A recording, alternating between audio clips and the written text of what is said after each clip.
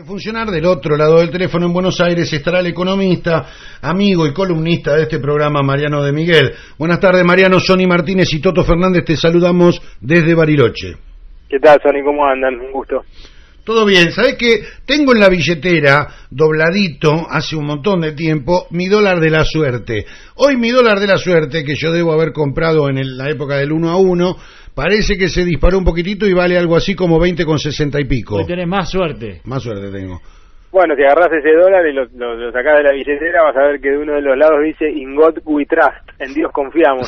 Sí. O sea que las plegarias a Dios le dieron frutos. Hoy salió un título en uno de los diarios que decía el que apostó al carry trade, es decir, a apostar a la inversión en pesos con el dólar planchado, perdió. Claro. La contraparte de eso es que el que apostó al dólar ganó, digo, ¿no? Una suba muy brusca en muy poco tiempo.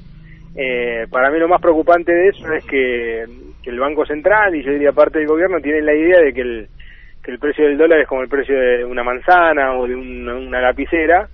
No ven que la importancia que tiene en toda la estructura de costos, en las expectativas, en la unidad de cuenta para casi todas las transacciones, y entonces no les preocupa que suban y dicen, bueno, que el mercado encuentre un nivel de equilibrio, pero bueno, lo que uno ha visto tanto el día de ayer como anteayer es que los asustó un poco. Intervinió el Banco Central para que no suba tanto, pero está interviniendo de una manera muy suave. Entonces, cuando vos hablas con cualquiera de los analistas del mercado y los inversores financieros, lo que te dicen es, la verdad que es tan incierto esto de que el Banco Central a mí no me señala qué tipo de cambio quiere, y por ende, cuando eso pasa, en Argentina hay una presión a que siga subiendo, lo cual distorsiona toda la economía, ¿no? Claro, cuando hablamos de suba del dólar, estamos hablando de devaluación del peso.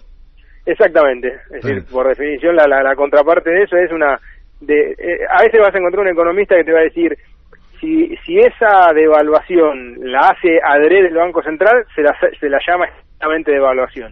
Si esa devaluación se produce porque el mercado, librado a su suerte, actúa de esa manera, se suele hablar de depreciación. Ahora, devaluación o depreciación, en el fondo, expresan el mismo fenómeno, que es que el peso pierde valor frente al dólar. Y es el mismo efecto que produce en el bolsillo del laburante, que va a encontrar que se dolarizaron sus consumos.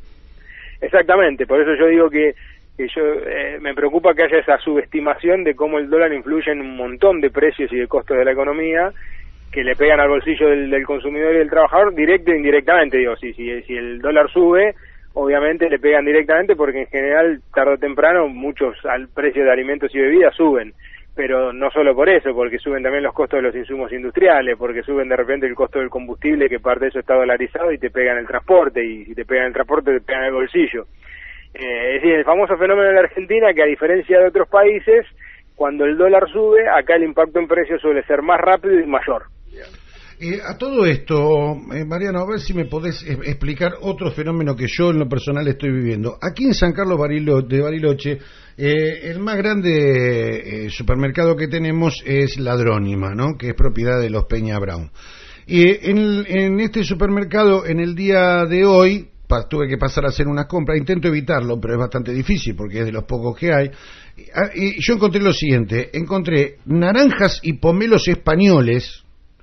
Encontré salsa de tomate, digamos, jugo de tomate para hacer salsa de origen ecuatoriano, y había encontrado algo más, no me acuerdo si era paté de foie o una cosa por el estilo, que también venía de algún lugar de Asia. Las conservas que se dicen, ¿no? Sí. Ahora, todo esto no hizo bajar en un solo peso lo que yo pagaba por la naranja, por los pomelos, ni por el tomate, ni por el paté. Al contrario, siguen subiendo los precios. O sea, estamos importando, han desaparecido, por ejemplo, no hay primeras marcas como la Campañola, no encontré la Campañola, por decir uno, ¿no? Que ya no sé si es argentina siquiera. ¿Cómo es este fenómeno? Abrimos la importación, pero no conseguimos bajar los precios, y además no aparecen los productos nuestros. Hay una diferencia ahí, Sonny, que es que la apertura de la economía, como este gobierno la está ejercitando y la propone, que es un hecho llamativo en un mundo que cada vez protege más. Estados Unidos es el ejemplo, y que además está muy en vendedor más que en comprador. Pero más allá de eso, la apertura lo que suele ponerle un techo no es al nivel de los precios, sino al ritmo al que suben, porque lógicamente si vos sos un productor argentino, el precio no lo podés hacer subir más allá de esa referencia internacional. Ahora, eso no quiere decir que vayan a bajar los precios, justamente, y por eso se ha combinado que la apertura destruye parte de la producción nacional, que evidentemente no puede competir a esos precios internacionales, pero al mismo tiempo no se traduce en una baja del precio local, sino que la diferencia se la termina apropiando los eslabones de la comercialización y de la distribución, que además ha llevado al gobierno nacional a una actitud y a una política que también ha generado distorsiones, porque el gobierno nacional dice, bueno, a ver, yo para tratar de moderarle un poquito la inflación al consumidor, que es el fruto de las políticas que estoy llevando adelante, de las otras, fomentó la apertura, por ejemplo, en Capital Federal y en unas zonas muy estratégicas del centro de la ciudad, de los mayoristas. Sí. Y los mayoristas, que efectivamente tienen precios un poquito más bajos que los supermercadistas, lo que te hacen es, por otra parte, te destruyen buena parte del comercio minorista. Claro. Entonces vos fíjate cómo se van encadenando problemas a partir de una política y de una estrategia del gobierno de apertura que insisto, en el mejor de los casos te ayuda a contener el ritmo al que crecen los precios, es decir, la inflación, pero no que bajen los precios, que es lo que muchos a veces han tenido expectativa, de decir, bueno, ya si vamos a pagar el costo de importar, por lo menos que se traduzca en menores precios para el consumidor. Claro. No es así. A ver si yo puedo entender. Agarremos un jugo de tomate, una salsa de tomate, ¿está bien? Que viene ahora en Tetra Brick. Nosotros lo teníamos a 10 pesos el argentino. Ponele de costo, suponete que de costo el argentino le costaba 10 pesos para producir.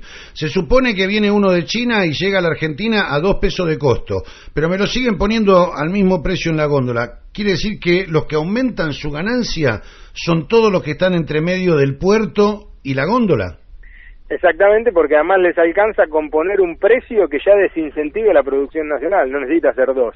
Puede ser, voy a decir, ¿cuánto más alto puede ser? Y bueno, todo lo más alto que sea necesario, pero con el límite de que, en definitiva, desincentiva la producción nacional. Por supuesto, si entra y te lo ponen a 15, bueno, evidentemente va a ser viable la producción nacional.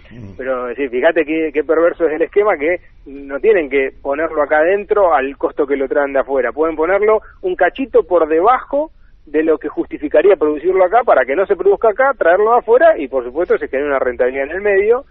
Y si vos te fijás históricamente, cuando vos comparás la Argentina, por ejemplo, pre-70, o de la post-70, y ni hablar de los 90, vos en general tenías el empresario, el capitalista, que tenía una función más especificada, era el capitalista industrial, después tenías el comerciante, el financiero, pero después se fue diversificando mucho, acá y en el mundo.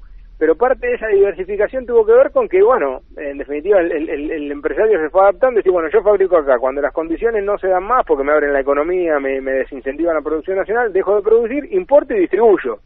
Y por eso tenés hoy un montón de empresarios que es como que tienen todas esas habilidades. Si la macro va para la producción mercado internista, avanti.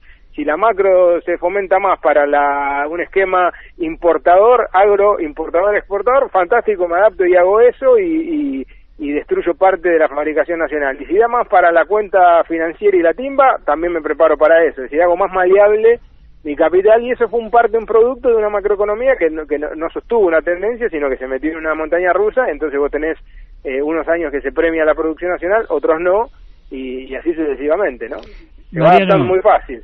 Mariano, cuando se hacían vaticinios sobre el modelo económico anterior, vamos a decir así, siempre se prometían próximas catástrofes, y Mauricio Macri asume el gobierno asegurando que bajar la inflación es lo más sencillo del mundo. Esto hasta acá no se visualiza, y por todo lo que comentabas vos antes, más este amague que le hacen al dólar cuando finalmente, como planteabas, la intervención es muy suave, no hace más que seguir generando expectativas al alza. La pregunta sería, ¿quieren bajar la inflación o no les interesa? Porque al paso que vamos, las consecuencias que uno presume como lógicas son catastróficas.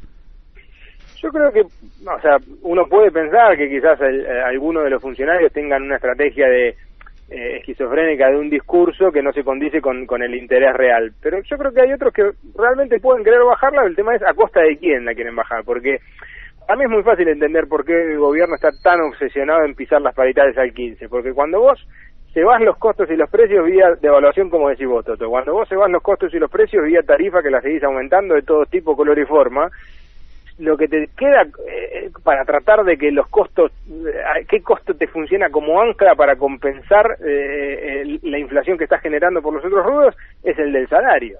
Entonces me parece que ahí hay una explicación muy muy clara, es que dándole la derecha de que creyendo que son honestos y que la quieren bajar, lo que evidentemente hacen una política contradictoria con ese objetivo, que lo lleva finalmente a tratar de cargarle la factura de cierta moderación inflacionaria al trabajador y al consumidor, ¿no? Y cuando el salario de los trabajadores, digamos, sería respuesta, como pretenden llegar a, por lo menos que no suba tanto el proceso inflacionario. Por eso te digo que atrás, finalmente para mí hay un efecto, una intención redistributiva regresiva, es decir, redistribuir en contra de los asalariados. ¿Y por qué veo esta intención? Porque si vos me aumentás las tarifas, me aumentás el dólar en una economía que responde en sus costos y en sus precios muchos al dólar, y me pedí después congelar paritaria, lo que me está diciendo en pocas palabras es que querés hacer retroceder al poder adquisitivo y a la participación del salario en el producto. Sí, sumado a la supuesta reforma previsional y demás, es en el mismo sentido. Además en el mismo sentido, ¿sí? Mariano, muchas gracias por tu intervención en nuestro programa, te lo agradecemos muchísimo, como cada semana que podemos hablar contigo. Al contrario, gracias por llamar, un abrazo. Un abrazo, ahí está Mariano de Miguel, economista, un tipo joven que la tiene